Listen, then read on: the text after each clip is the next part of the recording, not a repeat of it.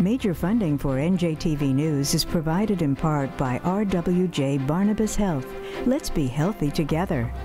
NJM Insurance Group, serving the insurance needs of New Jersey residents and businesses for more than 100 years. And Horizon Blue Cross Blue Shield of New Jersey, an independent licensee of the Blue Cross and Blue Shield Association. Tonight on NJTV News, motorists better find an alternate route. Take evasive maneuvers. There's dire predictions of traffic Armageddon on Route 495. Lane closures start tonight. 100 homes in this senior development in Brick Township were damaged by flooding this week. Governor Murphy pays a visit and hears from frustrated homeowners. Plus, where do your taxpayer dollars go? We dive into the budget. Those stories and more next on NJTV News.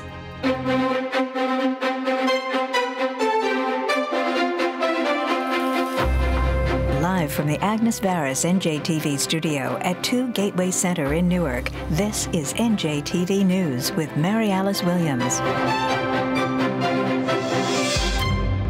Hello, thanks for joining us. I'm Brianna Venozzi. Mary Alice Williams has the day off.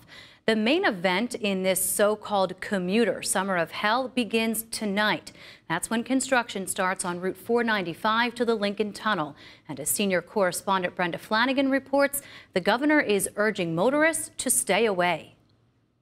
Let us not kid anyone. This is the very definition, the quintessential good news, bad news story. Governor Murphy's good news, the 80-year-old bridge carrying traffic over routes 1 and 9 to the Lincoln Tunnel will get a desperately needed $90 million makeover. But the very bad news, workers will close one lane in each direction on Route 495 over the bridge, and squeezing 9,200 vehicles per hour through that bottleneck during the rush will create a commuting nightmare of near biblical proportions. Traffic along this stretch has never been easy. For the next 2.5 years, it's going to be worse. There's no doubt about that. Anyone looking for a quick shortcut is going to be left disappointed. If you can find an alternate means to get into the city, please do. Commuters have few good options. Among them, use a park and ride to take a bus. The exclusive bus lane will remain open. Try alternate crossings like the George Washington and Goethals bridges or the Holland Tunnel. Take the Hudson-Bergen light rail to the ferry. You can carpool. But be warned, police in towns along the route will ticket motorists who block local streets while seeking shortcuts. Oh, and leave early because if you choose to use this route, then you've made a choice to, at some point in time, probably sit in some congestion. Please be patient. Not a great alternative, NJ Transit trains, which keep getting canceled while the agency installs positive train control safety braking gear. A critical engineer shortage has also sidelined even more trains every day, often with little to no advance warning. Governor Murphy's proposed a quick fix, fast-track legislation to waive New Jersey's residency law so transit officials can speed hire engineers from out of state. But that proposal could get derailed. Senate President Steve Sweeney insists NJ Transit should instead follow through on its request for immediate waivers from a special committee over at the State Department of Labor. We have in the past, and we haven't always had success with getting those waivers. So what this would do is, instead of asking us to go through this every time we have an out-of-state candidate, the legislation just allows it to happen automatically. So, I mean, that process is a little bit of a death by a thousand cuts. Sweeney says the residency waivers already baked into a comprehensive NJ Transit reform bill, but that's currently on hold while lawmakers await the results of an agency audit Governor Murphy ordered months ago. Call this another potential political traffic jam. Meanwhile, the real deal's looming large on Route 495.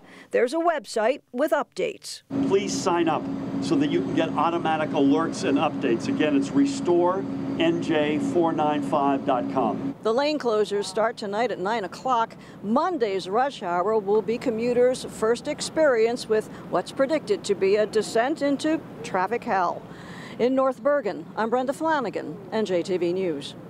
Congressman Tom MacArthur is urging FEMA to help recovery efforts in Brick Township, where last weekend's mass flooding severely damaged more than 100 homes in a senior community alone.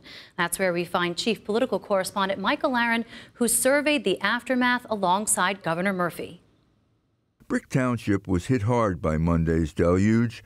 200 homes endured flood damage, 114 of them at Greenbrier 1, an over 55 community. Governor Murphy toured it this morning. Debris still sits in front of homes uncollected. The mayor says 90 tons have already been carted away. God bless you. We're doing everything we can, all right? Thanks. All right, hang in there. Okay. Honor to meet you. Okay. Better days ahead. No one here had flood insurance because the community is not in a flood zone. Murphy said the state would apply to FEMA for help, but couldn't guarantee anything. FEMA, you have to hit certain thresholds, and we're working on that. The problem is FEMA's hurdle is very high. Frustrated homeowners peppered the governor with questions and concerns. We hope that FEMA can. They never showed up. We hope the Red Cross would help us. They can't help us. And even if they help us, they claim that the maximum is $250. That's toilet paper money compared to what we don't even get that. You know, so we're being denied. Our insurance companies are shooting us down. So where do we go from here? So we're in the process now. The state is gathering all the information from the locals. Really, to apply for federal assistance, you need to hit certain damage thresholds, certain dollar amounts. So that's why it's important to document, get everything in there, report it into your local department. There's bewilderment here because these homes have never flooded before. Suddenly, after 50 years, they get inundated. Residents can't understand why. Again, there's no easy answer in terms of where we go from here. I think there's a collective effort right now trying to figure out what the heck happened. I think one thing we can't ignore is an extraordinary amount of rain in a very short amount of time. And unfortunately, these are becoming more frequent events both in our state and in our country. Some theorize that a widening project on the Garden State Parkway nearby altered the topography. We sent our drones up during the storm while the storm was still going up to take video and take pictures. And we're going to have engineers review that and see if that construction had anything to do with it. You think it did? That's the only thing that changed. So 50 years without any flooding, and then all of a sudden, 3 months after the project completes, people get flooded out with 7 feet of water in the roadway. That's a big change. So that's the only thing that changed. Too early to tell, said the governor. John Houston's house is ruined. There's 100 homes are wrecked, and we need help now. We don't need help in 2 years. Inside, the only thing intact is his piano. My estimate is it's probably going to cost me $90,000 to put this back the way it was. The governor tried to console the flood victims, but 2 months of rain fell here in 2.5 hours, and you wonder what happens when a downpour arrives again. In Brick Township, I'm Michael Aaron, NJTV News. A key part of the Affordable Care Act lives on in New Jersey. That tops our business news tonight. Rhonda Schaffler's away. Here with details on all the state's business news is Joanna Gagis. Joanna? Brianna, the Trump administration has approved New Jersey's request to launch a reinsurance program. Now, a key aspect of the Affordable Care Act, the program offsets costly medical bills that insurance companies pay for individuals with expensive medical needs. Now, without the reimbursements, insurance premiums in New Jersey were expected to rise by 15% across the board, according to the Department of Banking and Insurance. Commissioner Marlene Caridi says it'll increase stability in the insurance marketplace. The reinsurance program also allows Governor Murphy to continue the individual mandate that requires all New Jerseyans to purchase health insurance, certainly one of the most controversial points of the Affordable Care Act.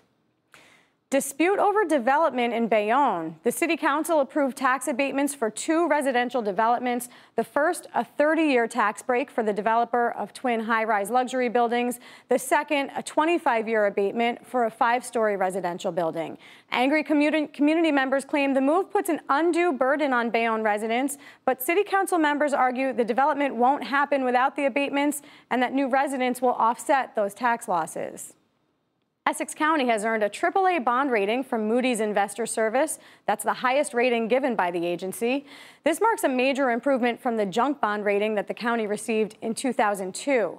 The Moody's report acknowledges County Executive Joe DiVincenzo's efforts to build funding reserves and operate on a conservative budget. Chocolate lovers, have no fear. A Nestle plant is closing in Kearney, but you'll still have your chocolate. And more importantly, the 175 workers employed there will keep their jobs. The workers will relocate to other Nestle facilities in the area, Jersey City and Carlstadt in New Jersey, or Long Island City and Elmsford in New York. And on Wall Street, another good day for the market. The Dow, the NASDAQ, and the S&P all closed up to end the week. And those are your top business stories.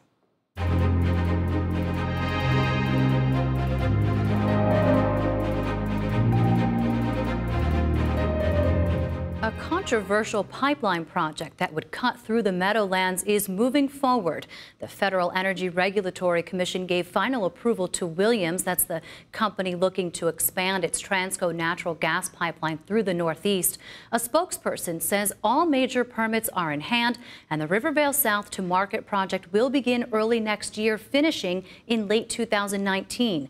Environmentalists protested the plan, saying it's a threat to the health of the wetlands. The state will spend more than $10 million to beef up security around our election systems. The announcement comes just a few months before midterm elections. The federal and state dollars will go toward infrastructure improvements for the next 5 years. Things like cybersecurity, databases, and leasing voting systems that produce a paper trail audit for each vote. Cookie sales may take a backseat to training that next generation of cybersecurity protectors with the Girl Scouts. Michael Hill reports on a new badge in fighting identity theft. So I'm going to write something here. Professor Pat Tamborelli writes on a magic slate. She erases the writing by lifting the cover, but the word is still on the pad. It's a cybersecurity lesson for these Girl Scouts. So that's a good thing to keep in mind, that whenever you save something, whenever you do something, whenever you're using some type of electronics, a phone, an iPad, a computer, you save something, you do something, thank you, and if you delete it, it's not really deleted. Tamborelli and her husband, Joe, co-founded the County College of Morris's Center for Cybersecurity. The National Security Agency and the Department of Homeland Security recognize it as a center of academic excellence in cyber defense education. That's why the Girl Scouts of Northern New Jersey are partnering with the college. It launched 30 new national badges, 9 for cybersecurity that the girls can earn here. The goal is to introduce these young minds not just for their personal safety, but perhaps for a career path. Today marks the start of our joint effort to open the doors of opportunity for young ladies and women to excel in the world of cybersecurity, to open the world of STEM to them as well. If you don't see it, you can't be it. And so this gives girls tremendous door-opening opportunities. I think this is just wonderful that to encourage more girls into this field, which has been more predominantly male dominant. That means opportunities to the Girl Scouts, which cited census statistics. Women make up nearly 50% of the working population, but only 26% of the STEM field. In addition, research shows that diverse teams always have better results. Just consider that women make up 50% of the college-educated workforce, yet only comprise 11% of cybersecurity workforce. Moreover, in 1990, women were 35% of the computer science majors in college, and now only 25%. Current projections point to a global cybersecurity workforce deficit of 1.8 million individuals in the next 5 years. Joe Tamborelli says based on his career in law enforcement, cybersecurity, and 36 years of marriage. I think females are better at cyber, and I can go into that. That's another loaded statement. Why do you think that, Joe? Because I think they're more inquisitive than men are. They have a need to know.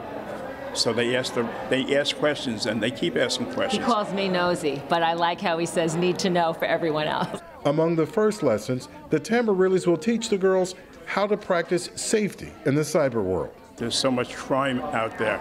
Unfortunately, security came after the technology. A lesson too many have learned the hard way, but one day maybe these girls will improve cybersecurity for all. In Randolph, Michael Hill, NJTV News. From bedside to curbside, hundreds of nurses are picketing. That tops tonight's Garden State Express. Our first stop, North Bergen, one of 3 sites where healthcare workers from Hackensack Meridian Health Hospitals held informational picket lines. It comes after contract negotiations between the union staff and HMH stalled. Workers from the Harborage, Palisades, Southern Ocean, and Jersey Shore University medical centers are calling for higher wages and better staffing. That's according to the Health Professionals and Allied Employees Union. Meanwhile, executives from Hackensack Meridian say they minimized any possible disruptions to those getting care during the pickets. Negotiations will continue throughout the month. Next to Long Branch, where a suspect remains at large and, according to New Jersey State Police, unlikely to be apprehended. A whale flipped the boat of 2 fishermen about 50 yards from the beach in Monmouth County. Video posted to YouTube shows the rescue thanks to retired Trenton firefighter Captain Gary Szabo as the men sit on top of the capsized boat. Fortunately, no one was injured, but the day's catch was definitely lost. Finally, Ocean City and a Jersey Shore beauty pageant like you've never seen. This one for hermit crabs, because why not? The Miss Crustacean Hermit Crab contest would put Miss America to shame. It started in 1973 and now thousands come to watch this one-of-a-kind competition. Hermit crab owners parade their pets around on floats. This year paid homage to the Eagles' Super Bowl victory, the circus, of course, Kim Kardashian. They all compete for the coveted cucumber rind cup. We're told this is kind of like the Stanley Cup for hermit crabs. 2 winners split the honor this year, both from the circus float, the greatest shore on earth. And it is. That's our Garden State Express for Friday, August 17th, 2018. Something up in your neighborhood? Tip us off.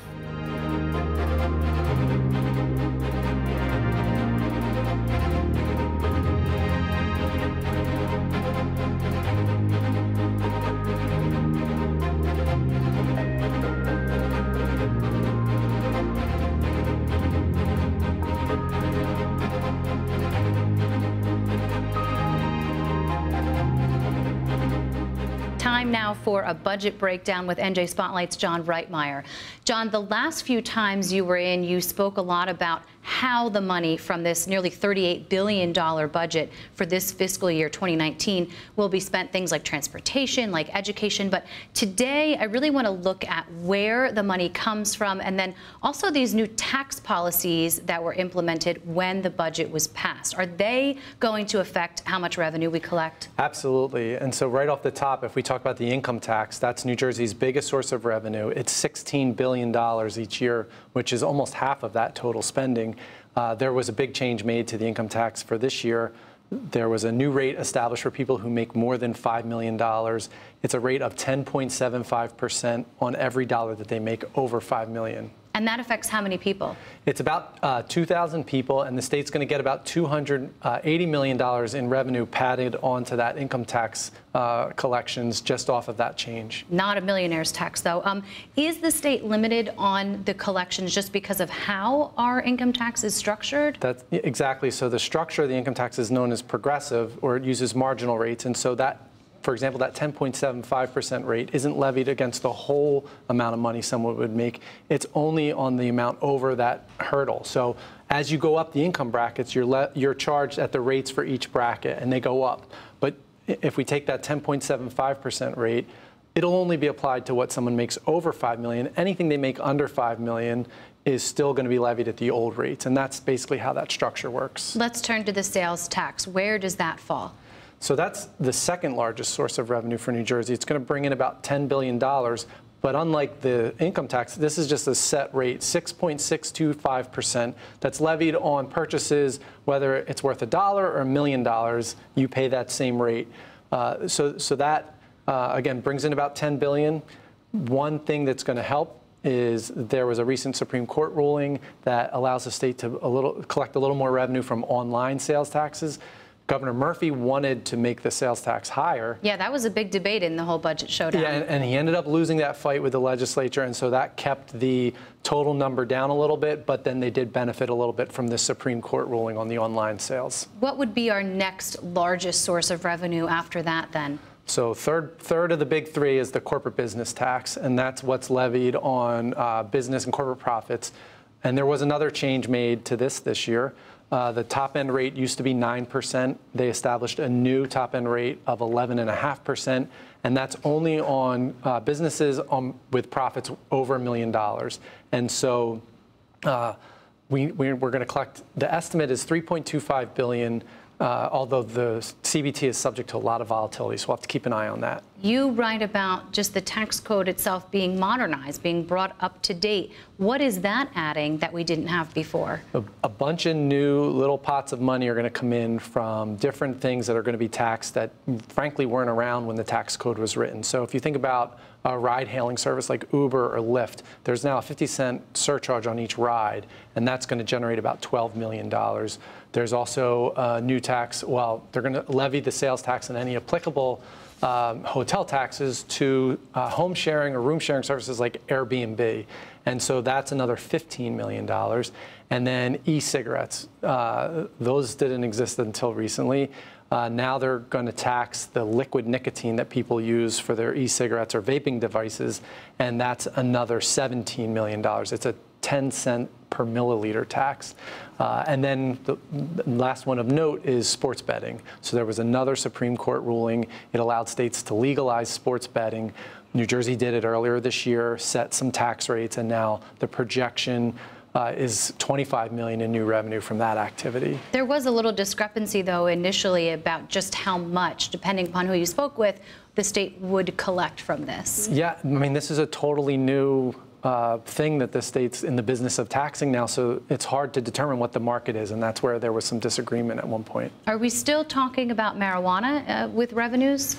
So medical marijuana is legal in New Jersey, and Governor Murphy actually expanded it. The projection for that, it's the sales tax, is $20 million. The big question is what happens with legalized recreational marijuana. Murphy wants it. We're not sure if the legislature is going to go along with it. There was some talk that it would be done this summer. There's still some time to do it. At one point, the revenue projection was as high as $300 million. The last one I saw was under $100 million, but it'll all depend on how the bill's written and where they set the tax rates, and that's still undetermined. It's a big pot of money, but that still doesn't add up to the nearly $38 billion that we talked about. Right. So New Jersey's famous for taxes, and we didn't even talk about some of them. Realty transfer, inheritance, casino taxes, but also when we talk about the $38 billion, we never spend the full amount. There's always some kept in a surplus, and so that's the budget itself is $37.4 billion. Our budget guru, John Reitmeyer, NJ Spotlight. Thanks for coming in. Always a pleasure. You're welcome.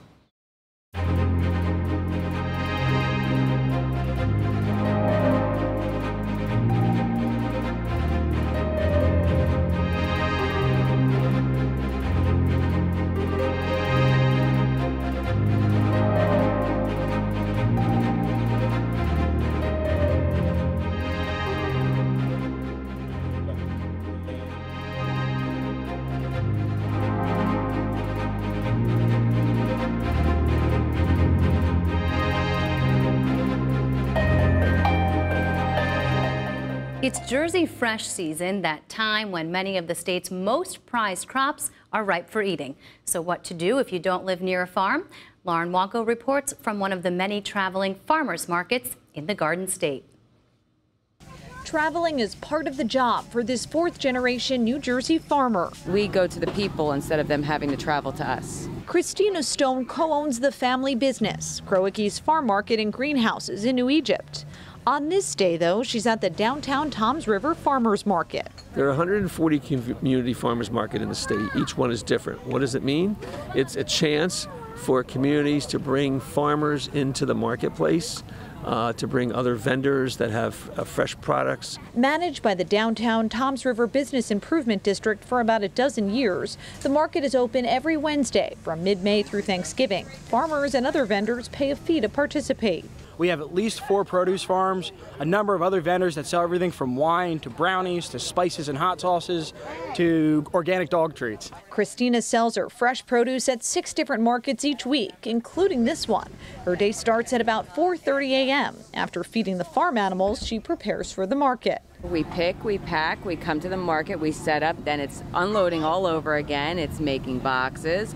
it's restocking boxes, and then it's going home and it's, getting ready for the next day. Many here insist the market also draws more customers to their farms. Spiro Martin of Argos Farms says this venue gives them a chance to talk to local residents about their certified naturally grown produce and meats. It really is about community outreach, and we're very passionate about what it is that we grow and what we raise, and we find the best way to reach our customers is directly face-to-face. The farmers market has the freshest, and it's that time of year, and I wait all year long for this summertime to get my Jersey tomatoes and my white corn. What do you want people to know about Jersey fresh produce? I want them to know that you can't get any better, and that when you buy Jersey fresh produce, you're not only just doing something for yourself by getting nutritious items into your diet, you are also supporting those farmers in the state who need you to support so they can continue to flourish. Farmers like Christina and Spiro, who are already gearing up for next week's market.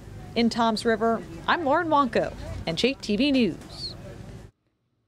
Now some noteworthy facts that help you know Jersey. The Route 495 construction will extend the life of the bridge for roughly 75 years. The Girl Scouts of Northern New Jersey launched 30 new badges this year. Here's one. The 609 area code was introduced in 1947 as one of New Jersey's 2 original area codes. And this weekend, New Jersey's 10th goes into effect, the 640. If there's someone who you'd like to get to know Jersey, share. Use hashtag KnowJersey. Next week on NJTV News, an update on the 495 lane closures. Buckle up. To share any story you've seen tonight, go to njtvnews.org. I'm Brianna Venozzi. Have a great weekend.